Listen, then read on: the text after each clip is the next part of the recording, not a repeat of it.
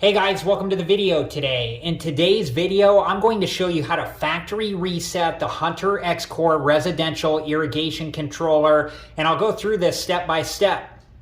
But before we begin, I wanted to let you know that I do have other videos on the Hunter X-Core residential irrigation controller and on sprinkler system repair, and I'll link those videos and playlists at the end of this video, and if you're interested and have time, please check those playlists out.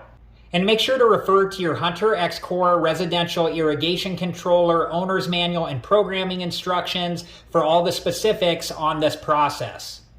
Okay, so there is a button on the side of the case and it is recessed inside of the case, so I'll be using this plastic tool here to press the button.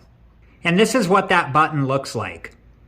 And this will erase everything, so make sure that you're aware of that. So if there's any programs that you want to save, make sure that you write those down so you can reprogram them. This will reset everything back to the factory defaults. Okay, so we're going to press and hold the program button, and then we'll use the plastic tool to press and release the button on the side, and we'll continue holding down the program button until the screen says done. And once the screen says done, you can release the program button, and now the Hunter X-Core residential irrigation controller is set back to its factory defaults. Okay, so now you're going to need to reset all of your settings. And I have videos on how to set the current time day, start times, run times, and water days, and I'll link those videos in a playlist at the end of this video. And if you're interested and have time, please check that playlist out.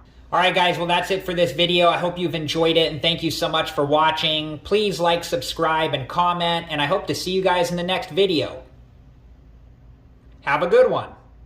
Thank you guys for watching. Please like, subscribe, and comment, and if you have the time, check out these other great videos.